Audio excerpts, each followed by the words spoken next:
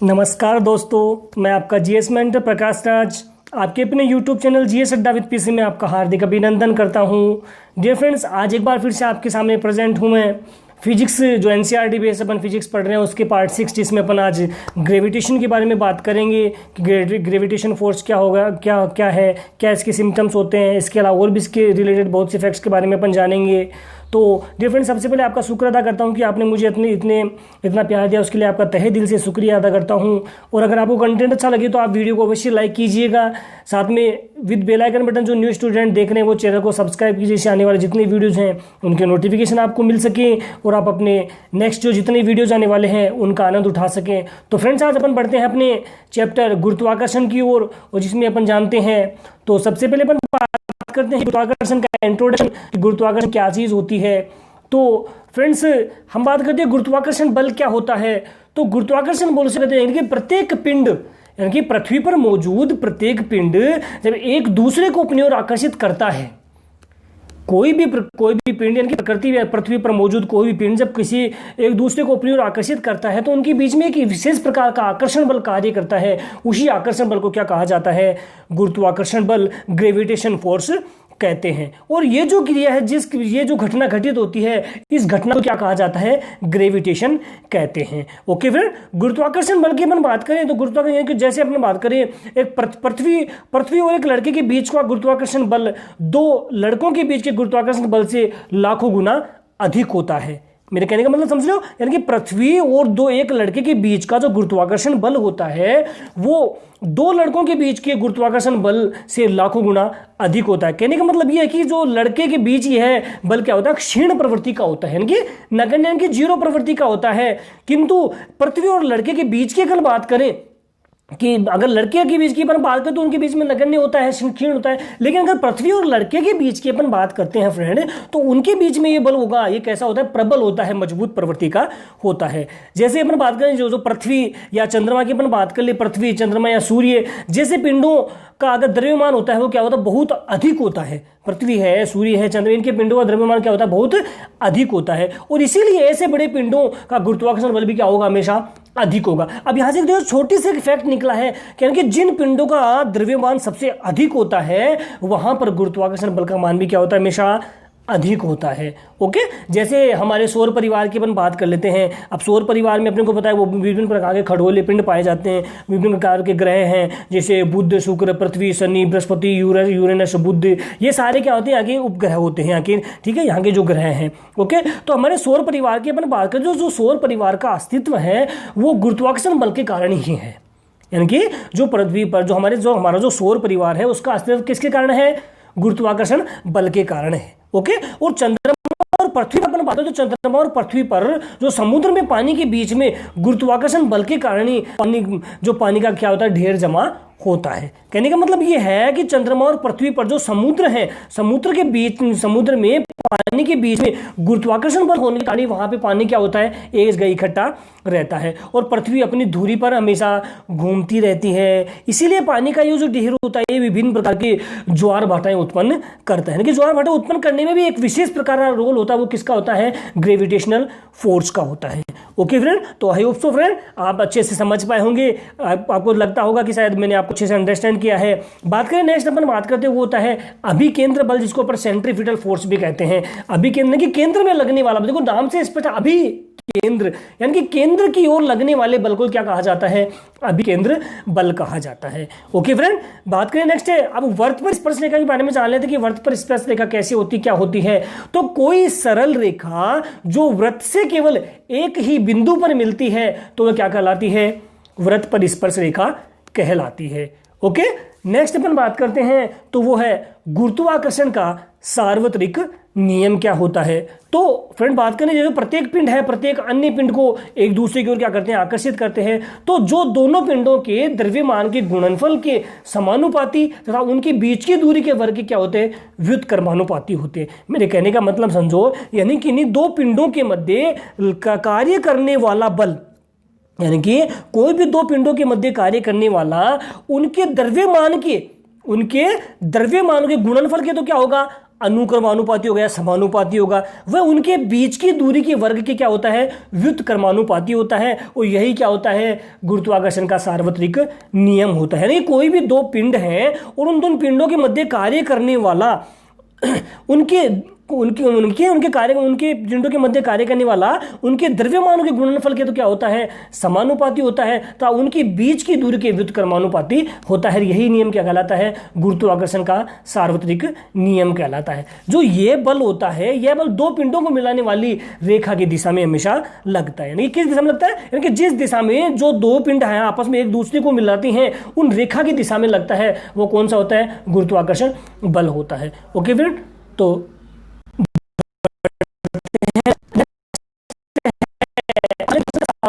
क्या कहता है, तो जो बल होता है F, जिसको अपन F होता है, वो किसके, यानी कि किसके व्युत्क्रमानुपाती होगा, बीच की दूरी के व्युत्क्रमानुपाती होगा। एक दूसरे के समानुपाती, उनके वर्ग के क्या होगा, हमेशा व्युत्क्रमानुपात होता है। F व्युत्क्रमानुपात किसके होगा, m गुणा m, यानी कि दोनों के द्रव्यमान के व्युत्क्रमानुपाती को कौन होगा, जो बल है जो उनके वर्ग के व्युत्क्रमानुपाती होता है। ऐसे अपन जाने जैसे F है, तो F व्युत्क्रमानुपाती किसके होगा, 1/d स्क्वायर, यानी कि उनके दूरी के वर्ग के, किसके दूरी के वर्ग के, जो द्रव्यमान है, दोनों पिंडों की जो द्रव्यमान है एक दूसरे के समानुपाती है, उनके दूरी के वर्ग के व्युत्क्रमानुपाती कौन होता है, गुरुत्वाकर्षण फोर्स होता है। तो समीकरण 1 व 2 की अगर अपन में तुलना करें तो क्या होगा, समीकरण 1 व 2 से क्या समीकरण बनेगी, F बराबर बनेगा m into m, capital M into m अपॉन डी स्क्वायर। m तो क्या यहाँ पे द्रव्यमान है, जबकि d क्या है, दूरी का वर्ग है। ओके, या फिर इसको अपन ऐसे भी लिख सकते हैं कि F बराबर क्या होगा, capital G m into M upon D square. अब G क्या है, G यहाँ पे एक गुरुत्वीय नियतांक होता है, एक अनुपातिक स्थिरांक जिसे अपन कहते हैं, और इसी को क्या कहा जाता है, सार्वत्रिक गुरुत्वीय स्थिरांक कहते हैं। तो F, तो इसको जो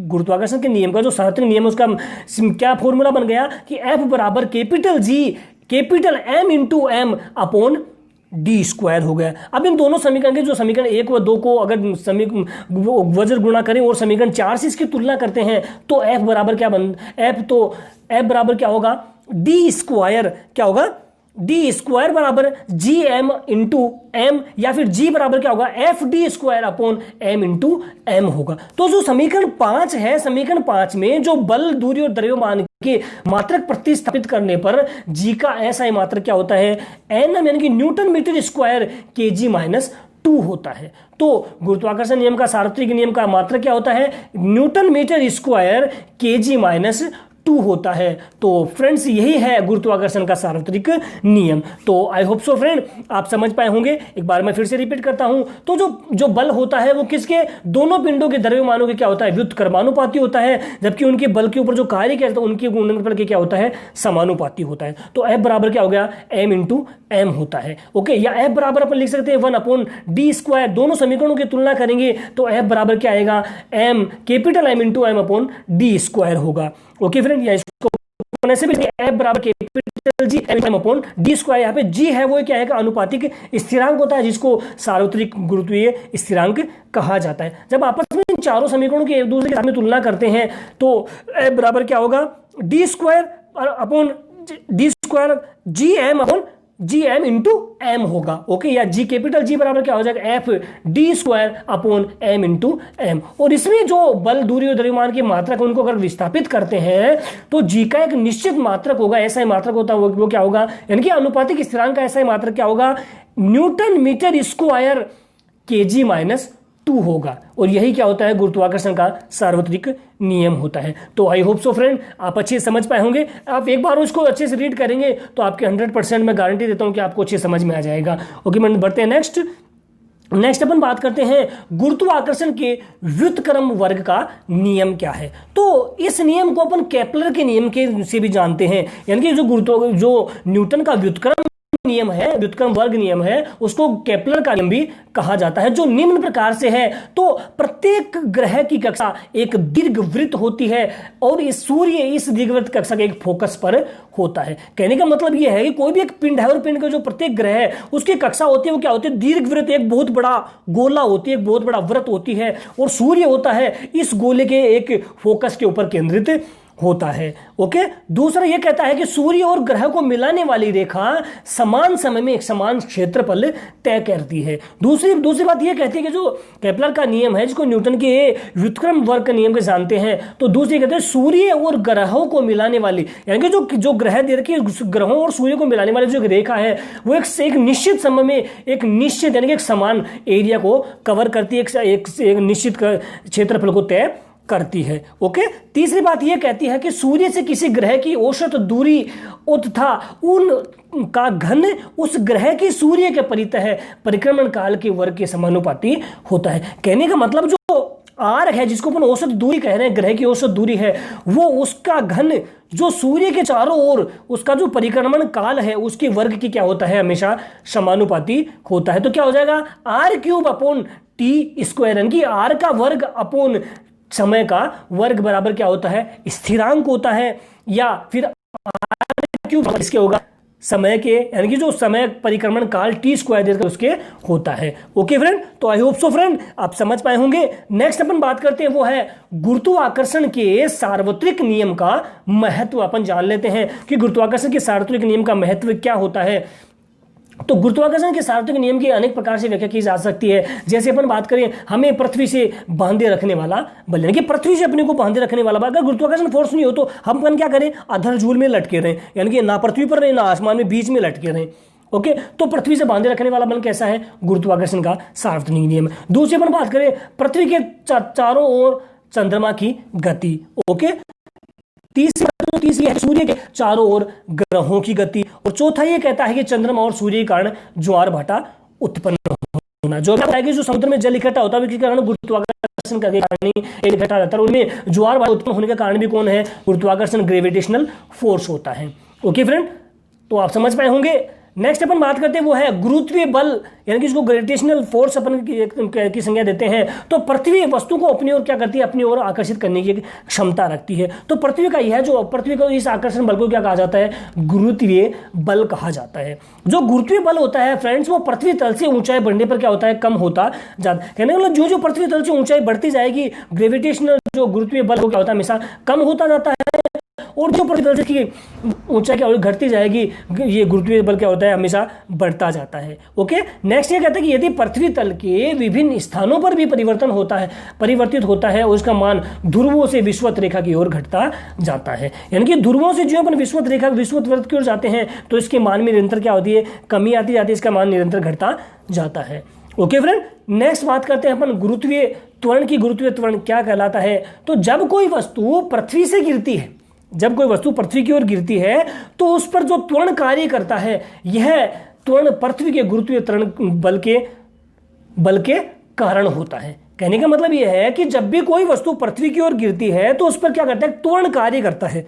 ठीक है, क्या करता है, त्वरण कार्य करता है। और ये जो त्वरण होता है फ्रेंड, ये त्वरण क्या करता है, पृथ्वी के गुरुत्वीय बल होता है, जो पृथ्वी का गुरुत्वीय बल है उसके कारण होता है। यानी कि जो त्वरण उत्पन्न हुआ किसके कारण होगा, पृथ्वी के गुरुत्वीय बल के कारण होता है। और इसीलिए इस त्वरण को पृथ्वी का क्या कहा जाता है, गुरुत्वीय बल का त्वरण कहा जाता है, या गुरुत्वीय त्वरण इसको कहते हैं। तो अगर इसके डेफिनेशन अपन जाने तो किस तरह से होगी, किसी पिंड के गुरुत्वीय बल के कारण, ध्यान से सुनना, किसी पिंड के गुरुत्वीय बल के कारण उत्पन्न त्वरण ही क्या कहलाता है, गुरुत्वीय त्वरण कहलाता है। ओके, और इसे किससे रिप्रेजेंट करते हैं, जीएस को रिप्रेजेंट करते हैं, जिसका मात्रक होता है मीटर पर सेकंड स्क्वायर या न्यूटन पर किग्रा होता है। यानी कि इसका मात्रक क्या होता है, गुरुत्वीय त्वरण का मात्रक होता है न्यूटन पर मीटर स्क्वायर या फिर न्यूटन पर किलोग्राम या किग्रा होता है। ओके फ्रेंड, तो आप समझ पाए होंगे। बढ़ते हैं नेक्स्ट है, और इसके मान की अपन बात करें तो इसका मान होता है वो पृथ्वी की किसके ऊपर डिपेंड करता है, त्रिज्या के ऊपर डिपेंड करता है। और सामान्यतः इसका जो गुरुत्वीय त्वरण का मान होता है वो कितना होता है, 9.8 मीटर पर सेकंड स्क्वायर या न्यूटन पर किग्रा होता है। एग्जाम में बहुत बार पूछा जाता है कि जो पृथ्वी की त्रिज्या, जो पृथ्वी का गुरुत्वीय त्वरण होता है उसका मान कितना होता है, तो कितना होता है फ्रेंड 9.8 मीटर पर सेकंड स्क्वायर या न्यूटन पर किग्रा होता है। ओके फ्रेंड, तो आप समझ पाए होंगे। बढ़ते हैं नेक्स्ट, वो है मुक्त पतन की। मुक्त पतन क्या चीज होती है, तो अपने को पता है कि पृथ्वी सभी वस्तुओं को अपनी ओर क्या करती है, आकर्षित करती है। अतः ऐसी स्थिति में जो वस्तुएं होती है वो पृथ्वी की ओर केवल इसी बल के कारण गिरती है। ओके, तो वस्तुएं क्या होती है, हमेशा किस अवस्था में होती है, मुक्त पतन की स्थिति। और गिरते समय जब वस्तु की दिशा में कोई भी एक परिवर्तन नहीं होता है, क्योंकि जब वस्तु गिरेगी, जैसे अपन वस्तु को सीधी डालें तो ये तो नहीं, वो सीधी डालेंगे तो टेढ़ी जाएगी, गिर जाएगी। वो हमेशा सीधी स्थिति में कहने का उसके दिशा में कोई किसी प्रकार का परिवर्तन नहीं होता है। और इस प्रकार से मुक्त गिरी हुई वस्तुओं के कारण जो गुरुत्वीय बल लगता है उसे क्या कहते हैं, मुक्त पतन की अवस्था कहते हैं, जिसे अपन जी से रिप्रेजेंट करते हैं। ओके, अब अपन जान लेते हैं कुछ इनके मान क्या क्या होते हैं। तो सबसे पहले अपन बात करें सार्वत्रिक गुरुत्वीय नियतांक की, जिसको कैपिटल जी से रिप्रेजेंट करते हैं, तो इसका मान होता है 6.7 गुना 10 की पावर -11। ध्यान से सुनना, 6.7 गुना 10 की power -11 newton meter square KG -2 यानी कि किलोग्राम -2 होता है। तो सार्वत्रिक गुरुत्वीय नियतांक का मान कितना हो गया, 6.7 गुना 10 की power -11 newton meter square KG -2 है। बात करें पृथ्वी के द्रव्यमान की, जो अर्थ का मास होता है ना, होता है जो कैपिटल एम से रिप्रेजेंट करते हैं, तो ये होता है 6 गुना 10 की पावर 24 केजी होता है। कितना होता है,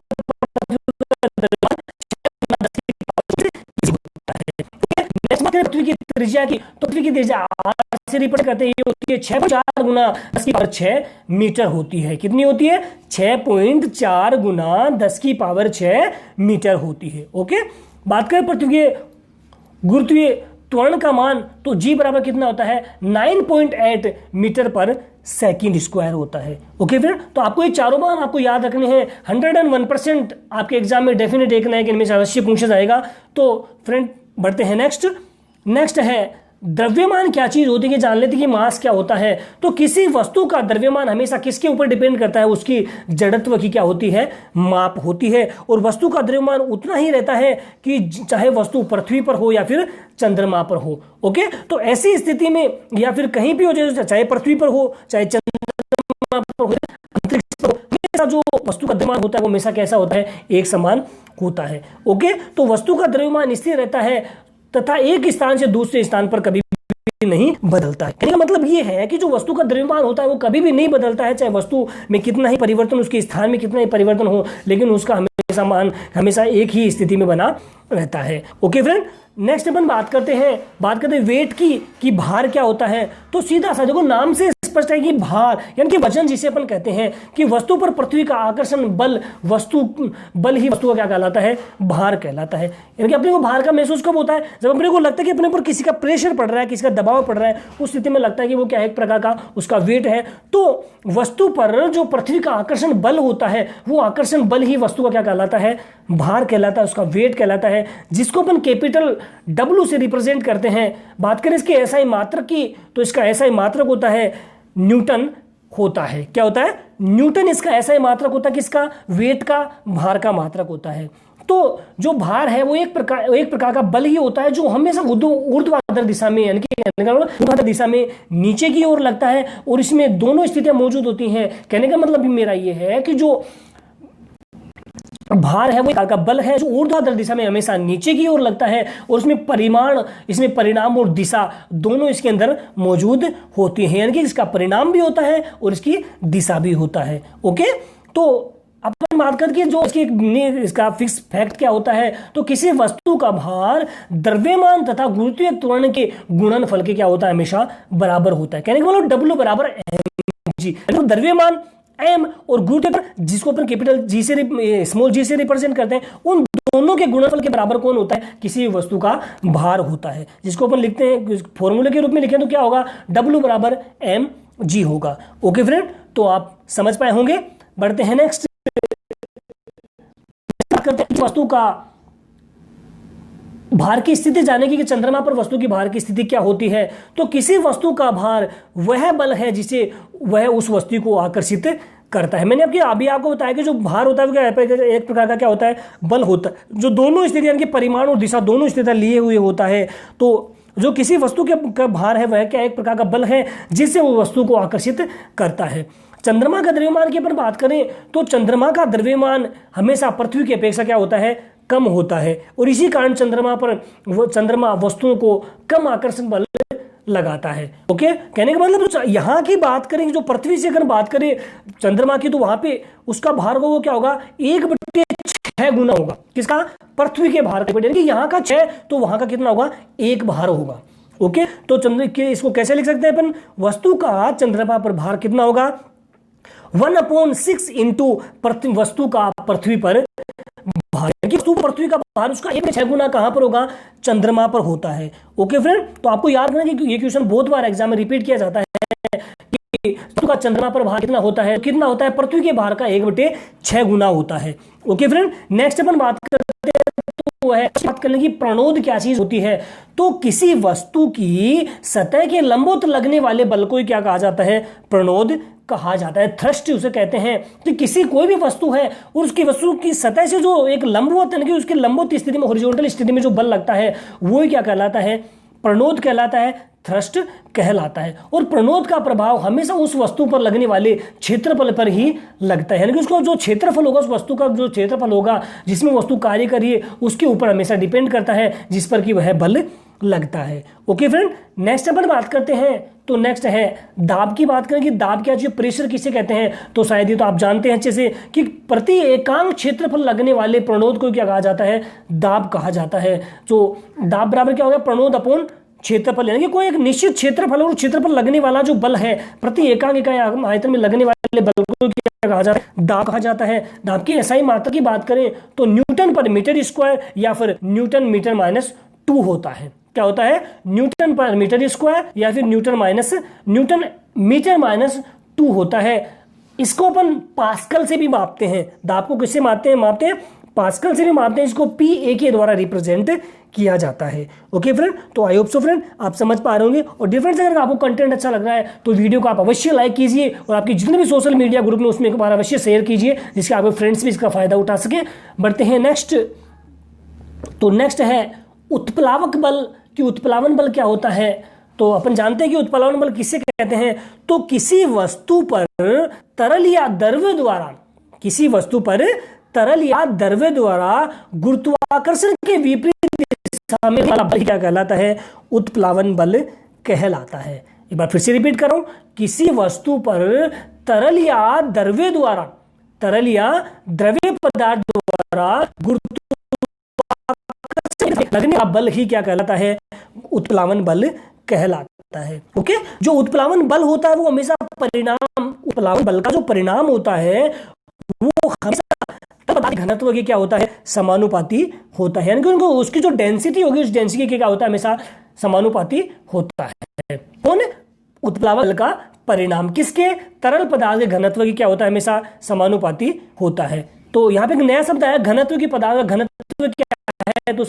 तो किसी पदार्थ का घनत्व क्या होता है, एकांक आयतन के द्रव्यमान को ही, किसी पदार्थ की एकांक आयतन के द्रव्यमान को ही उसका क्या कहा जाता है, पदार्थ का घनत्व कहते हैं। ओके, किसी पदार्थ का घनत्व क्या होगा, एकांक आयतन के द्रव्यमान को ही क्या कहते हैं, पदार्थ का घनत्व कहते हैं। तो आई होप सो फ्रेंड आप समझ पाए होंगे। ये छोटी छोटी डेफिनेशंस है तो फ्रेंड आपको याद रखनी है, एग्जाम में कई बार पूछ ली जाती हैं कि पदार्थ का घनत्व क्या होता है। तो पदार्थ का घनत्व किसके समानुपाती होता है, तो उत्प्लावन बल के परिणाम के समानुपाती होता है। नेक्स्ट अपन बात करें, बहुत ही मोस्ट वेरी मोस्ट इंपॉर्टेंट है आर्किमिडीज का सिद्धांत कि आर्किमिडीज का सिद्धांत क्या कहता है।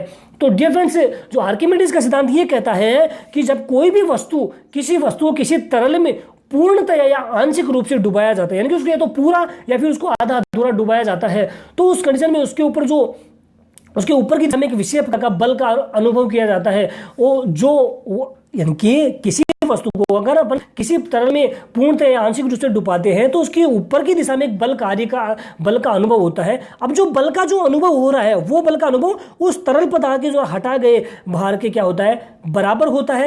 और यही क्या कहलाता है, आर्किमिडीज का सिद्धांत कहलाता है। मेरे कहने का मतलब समझिए कि कोई भी एक वस्तु है, ठीक है। जब उस वस्तु को अपन किसी तरल पदार्थ में डुबोते हैं तो या तो उसको पूर्ण रूप से डुबाएं या फिर उसको आंशिक स्थिति में डुबाएं, तो उसके ऊपर एक विशेष प्रकार का बल का अनुभव होता है, एक विशेष प्रकार का बल लगता है। वो जो बल होता है वो उस वस्तु द्वारा हटाए गए तरल पदार्थ के भार के बराबर होता है, और यही क्या कहलाता है, आर्किमिडीज का सिद्धांत कहलाता है। जैसे अपन बात करें जो दूध की शुद्धता को मापने के लिए अपन लैक्टोमीटर का यूज करते हैं, तो जो अपन लैक्टोमीटर को अपन उस दूध के अंदर डालते हैं तो क्या होगा, उसको डुबोते हैं, तो ये तो नहीं कि उसको अपन लैक्टोमीटर को पूरा डुबा, उसको थोड़ा सा डुबाएंगे तो दूध क्या होगा, साइड में हटेगा, और बीच में जो लगता है तो उसके ऊपर विशेष प्रकार जो बल लग रहा है वो बल क्या होगा, उस वस्तु द्वारा, कहने का मतलब उस लैक्टोमीटर के द्वारा हटाए गए भार के क्या होता है, बराबर होता है, और जिससे अपन आसानी से जो दूध की शुद्धता है उसको अपन माप पाते हैं। ऐसे पर बात करें जो द्रव्य के घनत्व को मापने के लिए अपन हाइड्रोमीटर का यूज करते हैं, तो वो भी किस सिद्धांत पे कार्य करता है,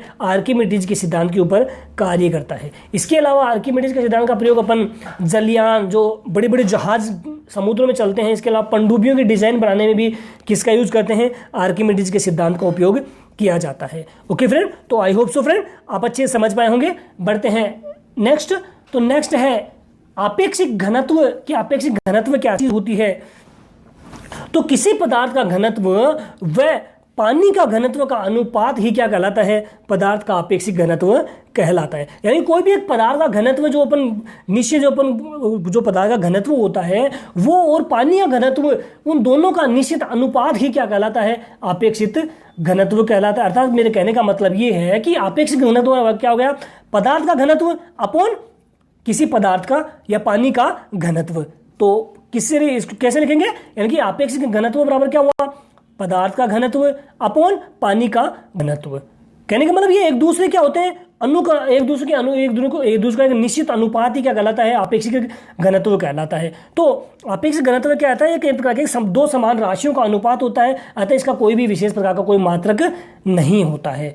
ओके फ्रेंड, बढ़ते हैं नेक्स्ट। तो नेक्स्ट है देखो नाम से इस पर पलायन यानी कि चले जाना, पलायन करना यानी कि चले जाना। तो वह न्यूनतम वेग जिससे किसी वस्तु को पृथ्वी की सतह से ऊपर की ओर फेंके जाने पर, वह न्यूनतम वेग जिसमें किसी वस्तु को पृथ्वी की सतह से ऊपर फेंके जाने पर गुरुत्वीय क्षेत्र को पार कर जाए तो और कभी वापस नहीं आए, तो ऐसा वेग क्या कहलाता है, पलायन वेग। कहने का मतलब जैसे अरे अपन बात करें, जैसे अपन पारिवारिक अपने सामाजिक एग्जाम्पल ले, तो जैसे अपने घर में कोई मेहमान आता है, ठीक है, अब मेहमान आता है तो मैं आया, 1-2 दिन रुका, अपने उसकी अच्छी खाते, लेकिन फिर बाद में चला जाता है, मुड़ के वापस नहीं आता है, तो वो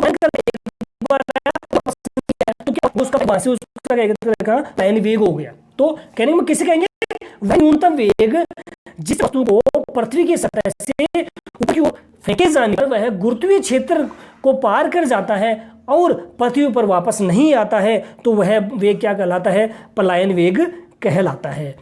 डिफरेंस से रिलेटेड क्वेश्चन हमेशा पृथ्वी का पलायन वेग कितना होता है, तो पृथ्वी का पलायन वेग होता है कितना होता है, 11.2 किलोमीटर पर सेकंड होता है। आपको याद कितना होता है, 11.2 किलोमीटर पर सेकंड होता है। ओके फ्रेंड, बढ़ते हैं नेक्स्ट। तो नेक्स्ट अपन जान लेते हैं पूरे अपने जितना कुछ पढ़ा उनसे रिलेटेड जो स्पेशल जो फैक्ट है, स्मार्ट फैक्ट जो आपके लिए बहुत ही ज्यादा हेल्पफुल साबित होंगे। तो सबसे पहले अपन बात करें तो जो पृथ्वी का केंद्र की बात करें, तो पृथ्वी के केंद्र पर जो गुरुत्वीय त्वरण का मान जिसको जी से अपन रिप्रेजेंट करते हैं, हमेशा क्या होता है, 0 होता है। ओके, नेक्स्ट नंबर बात करें, पृथ्वी तल पर गुरुत्वीय त्वरण का मान ध्रुवों पर सबसे अधिक जबकि विषुवत रेखा पर सबसे कम होता है। गुरुत्वीय त्वरण जी की अपन बात करें तो पृथ्वी तल जो ध्रुवों पर बात करें तो ध्रुवों पर तो क्या होता है, हमेशा सबसे अधिक होता है जबकि विषुवत रेखा पर सबसे कम होता है। ओके, नेक्स्ट है चंद्रमा पर गुरुत्वीय त्वरण पृथ्वी के गुरुत्वीय त्वरण के सापेक्ष 1/6 होता है। जो मैंने अभी आपको बताया कि जो पृथ्वी का भार होता है वो चंद्रमा पर उसके चंद्रमा पर जो भार होता है वो 1/6 गुना पृथ्वी पर वस्तु का भार होता है। तो कितना होगा, चंद्रमा पर जो गुरुत्वीय त्वरण है वो पृथ्वी के गुरुत्वीय त्वरण के सापेक्ष कितना होता है, 1/6 होता है। ओके, नेक्स्ट है भू स्थिर उपग्रह के उपयोग से वायुमंडल के ऊपरी क्षेत्रों का अध्ययन किया जाता है। जो भू स्थिर उपग्रह होते हैं, यानी कि अगर हम जिन उपग्रह को पृथ्वी से ऊपर उठाकर उनको रखा जाता है, कहने मतलब जो अंतरिक्ष में पाए जाते हैं भू स्थिर उपग्रह, उनकी अपन बात करें तो उनका उपयोग हमेशा किसके, वायुमंडल के ऊपरी क्षेत्रों के अध्ययन में किया जाता है। कहते हैं वो जो वायुमंडल के ऊपर जो घटनाएं घटित होती हैं, जिसमें मौसम की जानकारी है, अन्य और किसी प्रकार की भी जो जानकारियां हैं, विभिन्न प्रकार की भविष्यवाणी करना है, ये सारे किसके अंतर्गत आते हैं, भू स्थिर उपग्रहों के अंतर्गत इनका अध्ययन किया जाता है। ओके, नेक्स्ट बात करते हैं, टेलीविजन कार्यक्रमों में रेडियो संवादों को भेजने में सहायता मिलती है किनके द्वारा, जो भू स्थिर उपग्रह होते हैं। ओके, नेक्स्ट है, विमान चालकों को उपग्रह दिशा निर्देश प्रदान करते हैं। नेक्स्ट है, मानव की अंतरिक्ष उड़ान व दूसरे ग्रहों पर पहुंचने का कार्यक्रम इन्हीं कृत्रिम उपग्रहों पर आधारित है, जो भू स्थिर उपग्रह होते हैं इनके ऊपर आधारित होता है। अभी जैसे आपने देखा कि कुछ समय पहले 2019 में जो चंद्रमा पर हमारा अपना एक जो मंगलयान भेजा गया, तो उनसे रिलेटेड अब आपने अभी उनसे उसके दौरान उसने वहाँ पर जितना टाइम व्यतीत किया, उन सारी जो घटनाएं हमारे को टाइम टू टाइम उनका सारा शेड्यूल अपने को मिल रहा था, वो किसकी वजह से, इन भू स्थिर उपग्रहों की वजह से जो वायुमंडल के ऊपरी क्षेत्र में लगे हैं, और उनके द्वारा हमारे को जो सैटेलाइट के माध्यम से, उनको जो संचार उपग्रह के माध्यम से हमारे पास उनके मैसेजेस आते हैं, और हमें पता चलता रहता है कि इस समय वहाँ पर क्या हो रहा है, क्या नहीं हो रहा। तो ये सारे किसके होता है, भू स्थिर उपग्रहों के ऊपर ही आधारित होता है। ओके फ्रेंड, नेक्स्ट है, गुरुत्वीय त्वरण जी का मान क्या होता, प्रामाणिक मान की अपन बात करें गुरुत्वीय त्वरण की, तो वो होता है 45 डिग्री अक्षांश होता है, और उसके निश्चित मान की बात करें तो वो कितना होता है, 9.8 मीटर पर सेकंड या न्यूटन पर किग्रा होता है। ओके फ्रेंड, नेक्स्ट है, विनाशकारी भूकंप के गुरुत्वीय त्वरण के कारण त्वरण का मान 950 सेंटीमीटर पर सेकंड स्क्वायर से अधिक होगा। यानी कि जिस कंडीशन में जब बहुत भयंकर स्थिति में भूकंप आता है, बहुत भयंकर भूकंप आता है, उस स्थिति में जो गुरुत्व के कारण जो त्वरण का मान होगा वो कितना होगा, 950 सेंटीमीटर पर मीटर स्क्वायर से अधिक होता है। ओके, और इस स्थिति में जो भूकंप आता है वो बहुत ही ज्यादा विनाशकारी होता है, वो धन की हानि करने वाला होता है। ओके, फिर बात कर लेते हैं अपन नेक्स्ट, जो बहुत ही इंपॉर्टेंट फैक्ट है कि सूर्य का द्रव्यमान कितना होता है। तो पृथ्वी का तो मैंने आपको बताया कितना होता है, प्लानविक की बात करें कितना होता है, अभी जैसे मैंने आपको बताया कितना होगा, 11.2 मीटर पर सेकंड स्क्वायर होता है। अब बात करें सूर्य के द्रव्यमान की, तो सूर्य का द्रव्यमान कितना होता है, 2 गुना 10 की पावर 30 kg होता है। कितना होता है, 2 गुना 10 की पावर 30 kg होता है। तो आई होप सो फ्रेंड आप समझ पाए होंगे। बढ़ते हैं नेक्स्ट। तो धन्यवाद friends, thanks for watching this video. तो दोस्तों कैसा लगा आपको वीडियो, आप कमेंट मैसेज करके अवश्य बताएं। और क्या वाकई में आपको लगता है वीडियो आपके किसी फैमिली मेंबर या किसी भी आपके फ्रेंड्स की जो कंपटीशन एग्जाम की प्रिपरेशन कर रहे हैं उनके लिए हेल्पफुल साबित हो सकता है, तो आप इसमें ज़्यादा से ज़्यादा अपने जितने भी सोशल मीडिया ग्रुप है उसमें इसको शेयर कीजिए। अब इससे इतना सा होगा, कहीं ना कहीं आपके फ्रेंड को अच्छा लगेगा, वो आपको थैंक्स कहेगा, और मेरा भी एक छोटा सा मैसेज वो आप तक पहुँच पाएगा।